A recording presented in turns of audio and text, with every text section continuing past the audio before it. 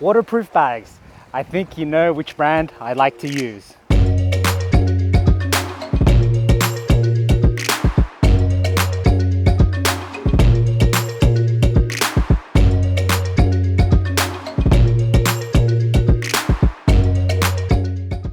You're probably wondering why I love DryTide so much.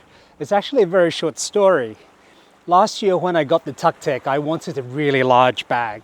So I was very fortunate to find DryTide online, and I saw then a 50-litre dry bag. And back then they didn't have the 30-litre D-pack.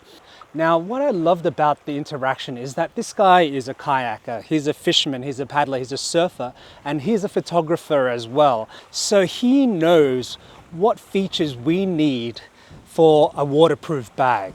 And even better, when I wanted to order this 50-litre bag, I contacted him directly, and he was very, very quick in replying and made sure I got it over here in Hong Kong, even though he didn't ship internationally. So after having the 50-litre DryTide bag, as you can see right here, it is very, very functional, very large inside. And you'll see in my camping video up here that I took basically everything I needed in here. So my tent, my chairs, my sleeping bag, all the necessities, except for food, of course, because all my friends brought the food, so I can't claim that I brought everything I needed, but you can fit everything in here. You have the roll-up top at the top here, and then you've got a sleeve pocket, and then for extra security, you have this buckle. So I've used this many times, and I absolutely adore it. Now, it does get a little big. I'm a pretty big guy, and it is a little big for me for day-to-day. So when they released the 30-litre, I was ecstatic, and it just looks amazing. So you can see here, you've got the side pocket here for your drinks. You've got two zips at the front. So you've got one here and one here. Just so you know, these zips here are pretty hard to pull, and that's because it's got really strong reinforcement to stop the water from seeping in. So I use this for a D-pack. So I've been using this for hiking a lot, even my kayaking for sure. And just going around, if I need to carry anything, I'll be bringing this with me. So it's a D-pack essentially. So if you want to make this seal even tighter, what I would suggest is to roll it like this.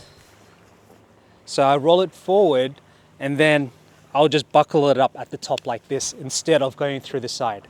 I know it looks the best when I have it on this side. Now, for additional security, I would always use a dry bag inside here as well. Even though many people have these dry bags, they're not actually folding it up properly. And there are certain ways to fold it up to make it more effective when you're on the water. By that, I mean when we roll this forward, you need to buckle it at the back, okay? So it's basically the reverse. So if you're rolling it backwards, you're going to buckle it at the front. So it's the reverse way. What you shouldn't really do is you roll it forward and buckle it forward. Okay, so that's probably the worst way of doing it, and it will be the most ineffective way of keeping your things dry. So now these two bags, the dry bags, are my favorite bags. I use the 5-litre a lot because it actually holds all my camera gear. So I have two cameras, usually an Insta360, a GoPro, and a drone. So this is where I store everything. And this is where I would put my wallet and my keys. So now you know where I hold them. But I use this when I'm kayaking the most. So both these bags, it depends on what I need to bring. I would change it up to either this one or this one. What's the cutest thing is you have a seagull here for the 5-litre. For the 15-litre, you have a polar bear or a bear on a surfboard.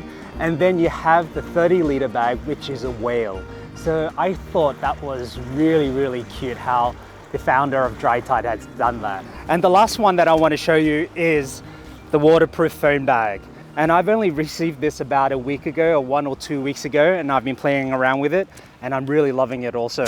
There's this clear bit at the back where you can take photos, so you don't need to take your camera out. And I know that some of these transparent plastic doesn't look so good when you take photos, but this has been really good. You are still able to use your phone in here, so it still works. So that's great, so you don't need to take it out because you know, you don't want to lose your phone in the middle of the ocean. Now this is rated at 30 meters, so you can go down 30 meters, but you have to make sure it works properly first. So with all waterproof products, you need to test it in the water, put it in a bathtub, put it in a bucket, and make sure it's waterproof, okay? As I mentioned earlier, that sense of security that I get is from this bit. There is actually 2 seals here. So you've got the one at the bottom and you've got one at the top. And then you seal it at the top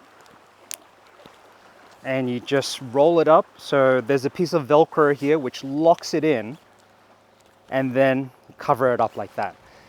Okay, so that's the waterproof bags and products that I'm using. Just make sure you have your waterproof bags. Make sure you protect your gear. It's essential. So hope you enjoyed today's show and catch you next time. See ya. Bye-bye.